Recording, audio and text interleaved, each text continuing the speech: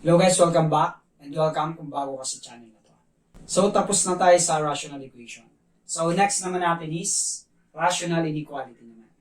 So first step guys, pag nagsosolve tayo ng rational inequalities, dapat yung right side natin is 0 siya palagi. Okay? So dito sa example natin, naka-0 na siya, so okay na. And then, step number 2, i-equate lang natin sa 0 yung numerator and denominator.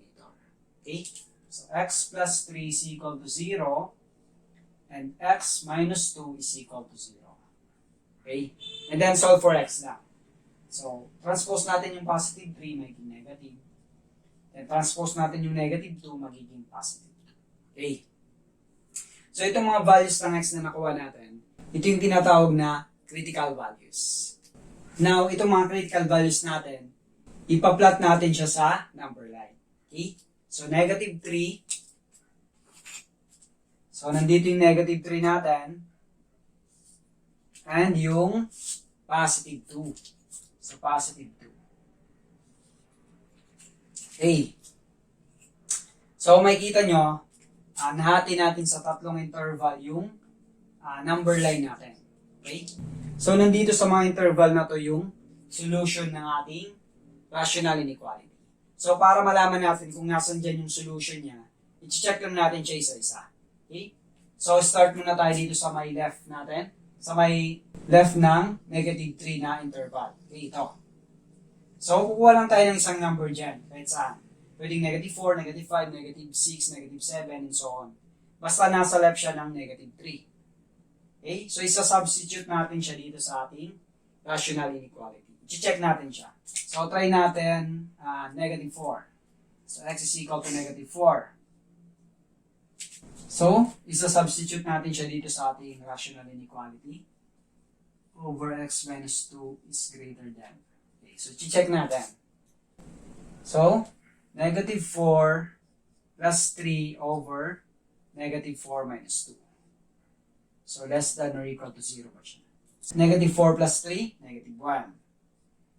Negative 4 minus 2, negative 6. So, greater than or equal to 0. Then, negative 1 over negative 6, that is positive 1 over 6. So, greater than or equal to 0 ba yung 1 over 6? Yes, kasi positive number siya. So, true siya. Okay, true. Ibig sabihin, solution siya ng ating rational inequality. Itong interval na to. So, check din natin yung iba. Baka solution din sila ng rational inequality natin. Okay? So, dito naman tayo sa may gitna. So, yung interval natin between negative 3 and positive 2. So, pipili lang tayo dito. 1, 0, negative 1, or negative 2. So, piliin na natin yung 0. Pag may 0 ka sa interval mo, piliin mo lagi yung 0 para madali lang siyang solve. Okay? So, try naman natin yung x is equal to 0 para dito sa gitna ng interval natin. So, substitute lang natin siya. So, palitan natin ng 0 yung mga x. So, 0 plus 3 over 0 minus 2. So, greater than or equal to 0 ba siya? So, magiging 3 over negative 2. So, negative 3 over negative 2 magiging negative 3 halves. So, greater than or equal to 0 ba yung negative 3 halves? Hindi. Kasi, negative number siya. Hindi siya greater than 0. Okay? So, false. So, ibig sabihin, yung interval na to, hindi siya solution ng rational inequality natin. Then last, ito na. Yung nasa right ng positive 2. Again, pili lang tayo ng isang number dyan. 3 na lang, no? So, 3 yung piliin natin. So, substitute natin itong 3 sa ating rational inequality. Okay? So, 3 plus 3 over 3 minus 2. So, 3 plus 3, that is 6. 3 minus 2, that is 1. So, 6 over 1, that is 6. So, greater than or equal to 0 ba yung 6? Yes, kasi positive number siya. Okay? So, true. Okay?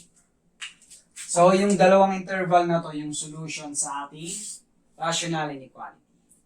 Now, paano natin siya isusulat in interval notation? So, ganito lang. So, dito muna tayo sa may left natin. So, from negative 3, papunta dito sa negative infinity. So, negative 3. Now, dito, gagamitin natin pwedeng parenthesis, pwedeng bracket. So, saan dyan yung gagamitin natin?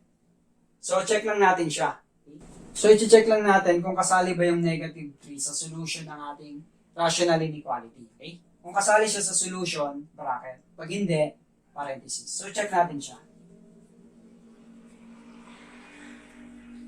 So, substitute lang natin itong negative 3 dito sa ating rational inequality. So, negative 3 plus 3 over negative 3 minus 2. So, magiging 0 yung numerator natin. Magiging 0 over negative 5 is greater than or equal to 0. So, magiging 0 to. So, greater than or equal to 0 ba yung 0? Yes. Kasi equal siya.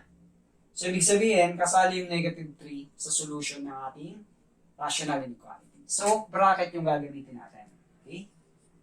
So, ito nga yung solution natin, interval notation. Negative 3 papuntang negative infinity. So, therefore, negative infinity. Parenthesis lagi. Okay?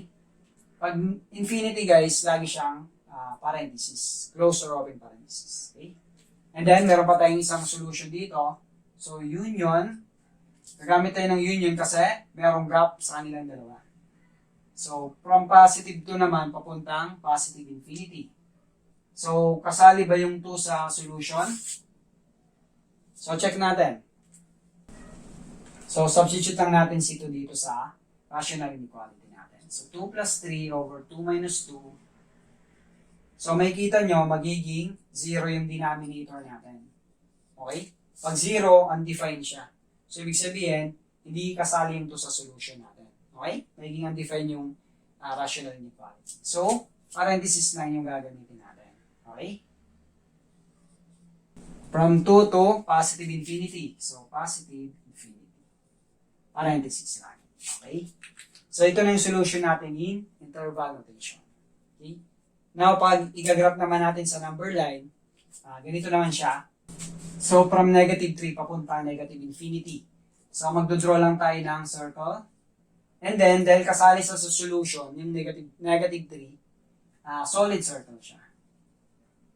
Then, papuntang infinity, magdraw ka lang ng arrow. Okay, so, ganyan lang siya i-graph sa number line. And then, yung isa pa, from 2, positive 2, papuntang positive infinity. So, dito naman, open circle lang yung gagamitin natin. Hindi siya solid kasi hindi kasali yung 2 sa solution. And then, draw ka lang ng arrow. Okay? Papuntang positive infinity. So, ganun lang. Okay, so panoorin nyo na lang yung part 2 ng ating solving rational inequality. So, kung yung sinasagot yung problem, hindi siya katulad dito, panoorin nyo yung part 2 kasi baka yun yung kaparehas ng problem na sinusolve. So, comment below guys kung nakatulong. Thank you for watching and don't forget to like.